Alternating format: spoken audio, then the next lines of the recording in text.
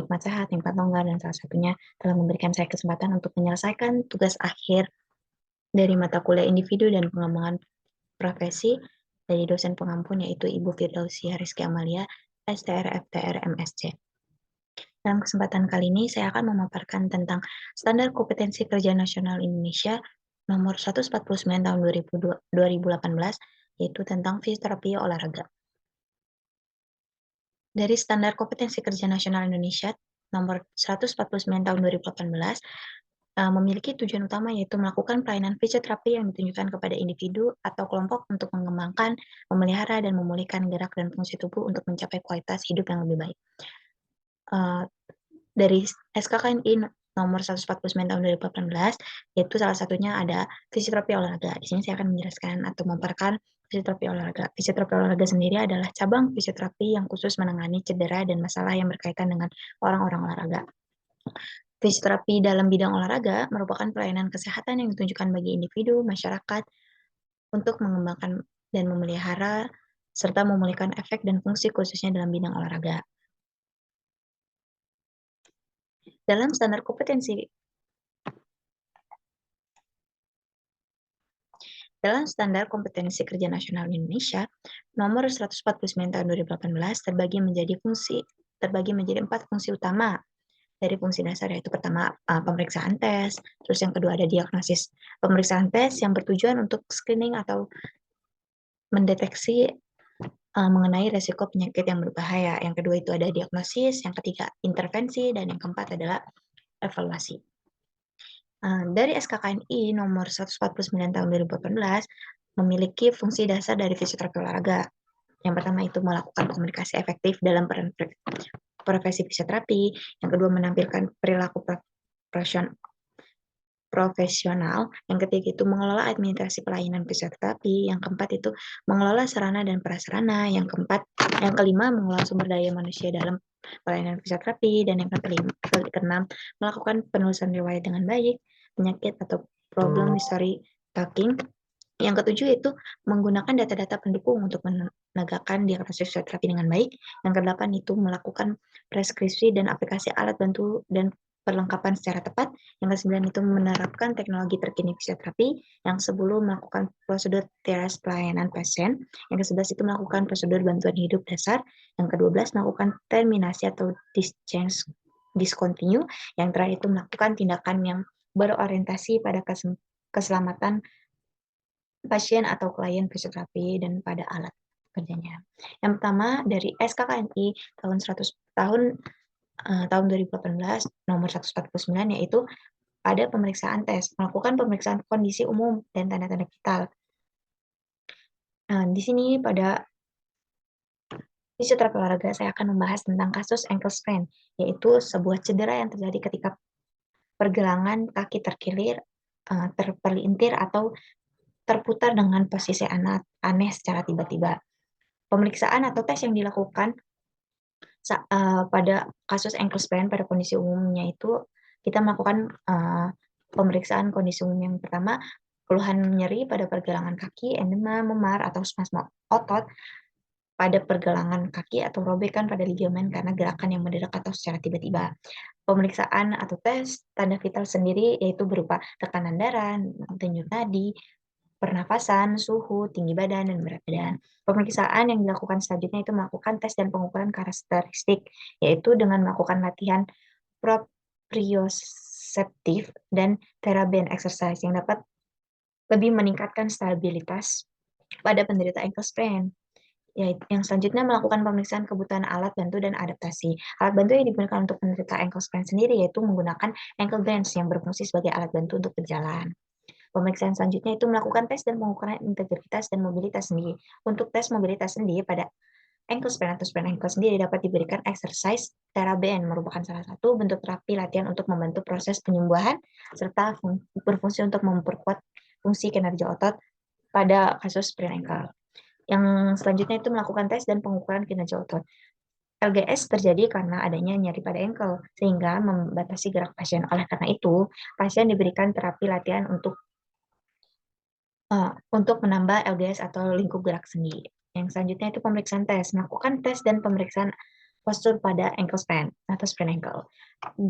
BESS adalah alat ukur yang objektif untuk menilai stabilitas postural statis. Disebutkan bahwa orang dengan ankle yang tidak stabil akan mengalami kontrol postural yang kurang.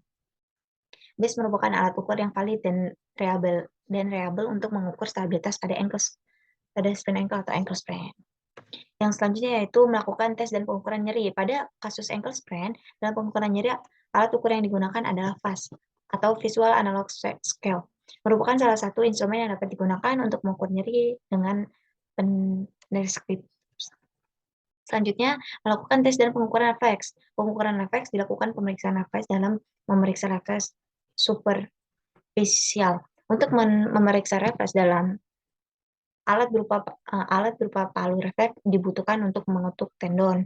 Yang kedua itu untuk memeriksa refleks superficial, yaitu berupa simulasi biasanya cukup menggunakan sentuhan. Yang selanjutnya itu melakukan tes dan pengukuran berjalan, lokomosi dan keseimbangan. Dengan dilakukan terapi latihan berjalan menggunakan alat bantu tripod atau agar tubuh dan ankle tetap bisa seimbang, sehingga untuk mengetahui tingkat kemampuan berjalan yang setelah melakukan latihan keseimbangan. Pemeriksaan selanjutnya itu melakukan tes dan pengukuran kapasitas aerobik atau kesehatan. Dalam latihan kapasitas aerobik untuk ankle sprain sendiri sebaiknya dilakukan latihan yang tidak berat atau ringan. Contohnya seperti plantar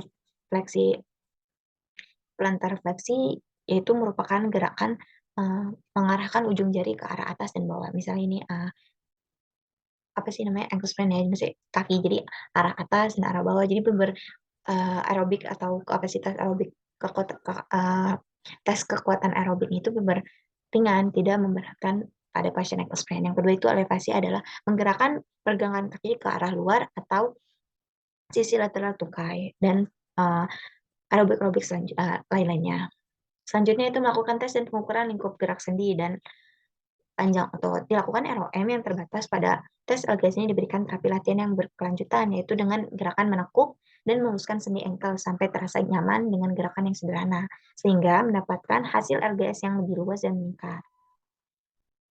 Yang kedua dari SKKNI tahun 2018 nomor 149 itu diagnosis, merumuskan diagnosis dan prognosis fisioterapi. Diagnosis fisioterapi untuk kasus sprain ankle menunjukkan adanya nyeri pada ankle bagian kanan di luar area berupa nyeri tekan, gerak dan diam. Adanya keterbatasan LGS gerak sendi pada pergelangan kaki bagian kanan, adanya penurunan kekuatan otot pada bagian kaki karena terdapat nyeri. Functional limitation pada kasus ini tidak ditemukan gangguan fungsional. Yang selanjutnya dari SKKNI yaitu merencanakan intervensi fisioterapi. Pemberian intervensi fisioterapi yang dapat digunakan dalam penanganan sprain ankle atau kasus sprain ankle yaitu antara lain ultrasound, US atau TENS, infrared, dan terapi latihan. Yang kedua itu intervensi yang melakukan intervensi terapi latihan. Pemberian intervensi latihan untuk ankle sprain yaitu berupa terapi latihan fleksibilitas untuk meningkatkan ROM atau range of motion. Yang kedua, latihan stretching berguna untuk meningkatkan mobilitas. Dan yang ketiga, latihan pembebanan atau strengthening berguna untuk meningkatkan fungsi dan latihan aerobik untuk meningkatkan kardiovaskular. Intervensi yang selanjutnya itu melakukan intervensi manual terapi, yaitu dengan memberikan terapi latihan dengan cara menginstruksi pasien untuk menekuk kaki dan kemudian meluruskannya. Selain itu, pasien juga diminta untuk memutarkan sendi ankle senyaman mungkin tanpa ada nyeri. Hal ini dilakukan beberapa kali sampai pasien lebih leluasa dan nyeri berkurang saat melakukan latihan. Intervensi selanjutnya itu melakukan intervensi elektrophysial against, yaitu dengan pemberian terapi oleh modalitas ultrasound dan juga TENS pada ankle sprain. Intervensi yang selanjutnya itu melakukan intervensi mekanik untuk meningkatkan LGS atau lingkup gerak sendi pada ankle sprain, diberikan latihan gaya distraksi atau traksi. Selanjutnya itu melakukan intervensi latihan aktivitas fungsional, yaitu menggunakan latihan aktif. Nyeri dapat berkurang dan dapat meningkatkan pergerakan kaki, juga memberikan latihan isometrik sehingga bengkak pada area yang cedera berkurang dan fungsional pada ankle atau pada kasus ankle sprain cepat pulih. Intervensi selanjutnya itu melakukan intervensi latihan pemulihan kondisi. Pada kasus ankle sprain dapat dilakukan latihan menghindari latihan yang menimbulkan rasa sakit atau pembengkakan. Yang pertama itu intervensi yang dilakukan berjalan dengan tongkat, yang kedua memutar pegangan kaki selama 10-10 kali selama 2-3 hari, dan yang terakhir itu mengangkat jari kaki sampai 10 kali sampai 1-3 set dan dilakukan secara 3-4 kali sehari. Dilakukan selama 3-4 kali sehari. Melakukan intervensi pre dan post operasi. Intervensi yang dilakukan yang pertama itu pre operasi dilakukan pada pasien yang sudah kronis, dan yang kedua intervensi pre dan post operasi pada kasus ankle sprain. Pada post operasi, pemberian ankle sprain teraben merupakan salah satu bentuk terapi latihan yang digunakan untuk membantu penyembuhan serta berfungsi untuk memperkuat ankle sprain dan penyembuhan pada kasus ankle sprain. Intervensi selanjutnya itu melakukan intervensi tapping dan bending, yaitu pemberian kinostep atau untuk sprain ankle sebagai stabilitas, mampu mengurangi nyeri keseimbangan statis dan dinamis, dan mampu meningkatkan performance serta penggunaan kinesiotap dari arah molluskul medial dan lateral dengan renggangan sekitar 75%.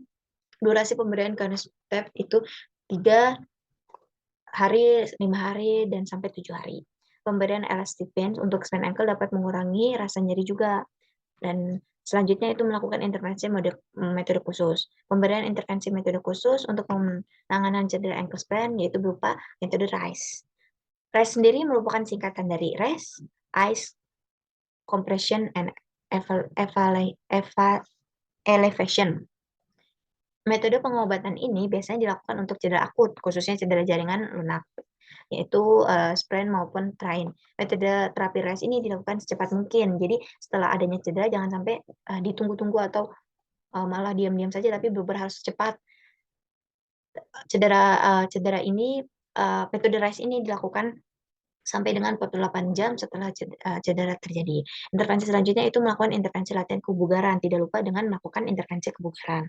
Pada kasus pada kasus ankle sprain sendiri dapat dilakukan intervensi keseimbangan seperti keseimbangan dasar, lateral jump. Latihan ini mulai memasukkan pliometrik atau latihan aerobik untuk meningkatkan kecepatan, daya tubuh, daya tahan, dan kekuatan, seiring disebut dengan jump training, ke dalam rehabilita yang dapat membantu Anda kembali berolahraga. Tingkatkan kecepatan latihan seiring dengan kesembuhan. Jadi ketika sudah mulai enak atau mulai sembuh itu ditingkatkan lagi latihan jump trainingnya.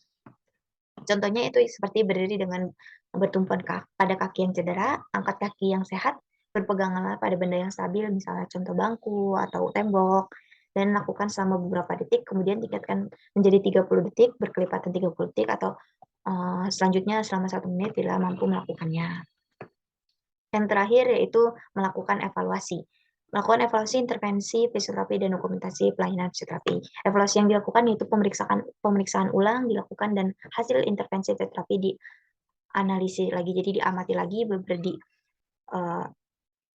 diteliti dengan baik, dan selanjutnya itu melakukan dokumentasi sesuai dengan standar prosedur operasional, yaitu SOP dalam fisioterapi. Sekian, terima kasih.